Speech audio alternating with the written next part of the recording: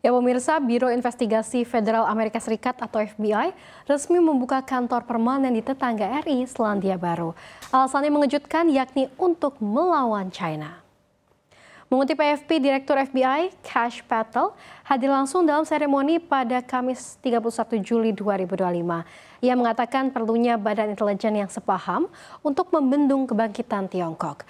Dalam sebuah video yang dirilis oleh Kedutaan Besar AS di Wellington, Patel dengan khusus menekankan kata melawan Partai Komunis China sebagai prioritas.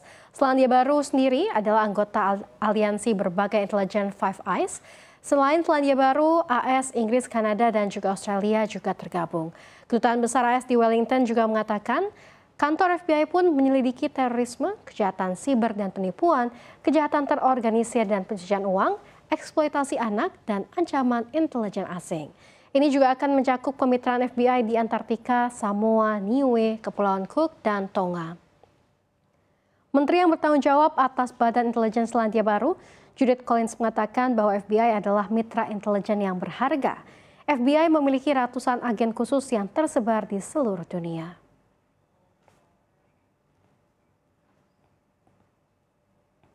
Kita ke berita terpopuler yang selanjutnya.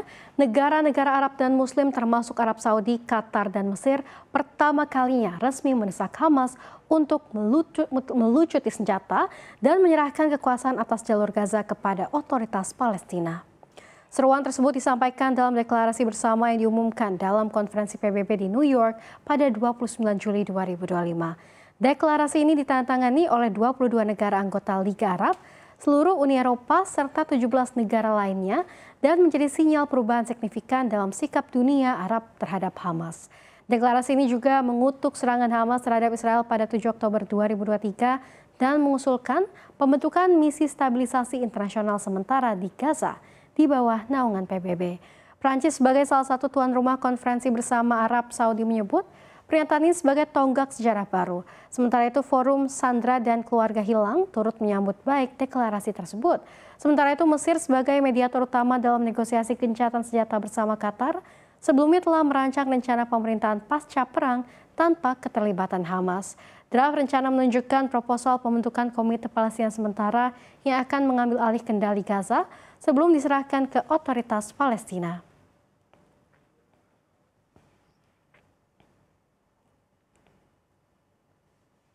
Ya pemirsa, Amerika Serikat kembali menjatuhkan sanksi besar terhadap Iran. Kali ini menargetkan lebih dari 100 individu, perusahaan, dan kapal laut yang disebut sebagai bagian dari jaringan pengiriman minyak global yang dikendalikan keluarga dekat pemimpin tertinggi Iran. Departemen Keuangan AS pada Rabu mengumumkan sanksi terhadap 115 entitas dan individu yang disebut terlibat dalam penghindaran sanksi minyak Iran dan Rusia. Paket ini disebut sebagai tindakan terbesar terkait Iran sejak 2018. Dikutip Al Jazeera, Departemen Keuangan AS dalam pernyataan resmi pada Kamis menyebut, jaringan ini mengangkut minyak dan produk minyak bumi dari Iran dan Rusia ke pembeli di seluruh dunia. Jaringan yang dimaksud dikendalikan oleh Muhammad Hossein Shamkhani, putra Ali Shamkhani, penasihat politik senior pemimpin tertinggi Iran, Ayatollah Ali Khomeini, di mana Hussein disebut memanfaatkan struktur perusahaan fronting yang kompleks untuk menjalankan operasionalnya tanpa terdeteksi.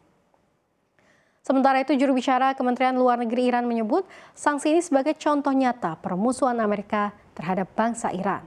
Menurut laporan Iranian Southern News Agency, menanggapi situasi yang memanas, Menteri Luar Negeri Iran Abbas Araghchi memperingatkan setiap agresi baru terhadap Iran akan memicu balasan yang tegas.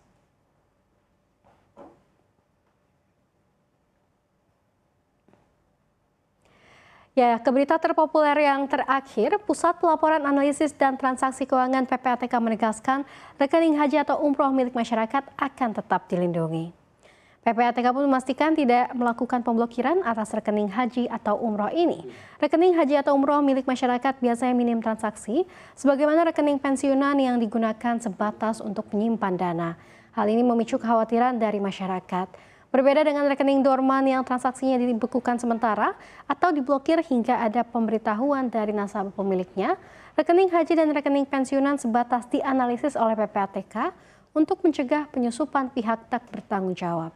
Sebagaimana diketahui, PPATK menegaskan pihaknya telah membekukan lebih dari 140.000 rekening dorman atau rekening tidak aktif selama 10 tahun terakhir.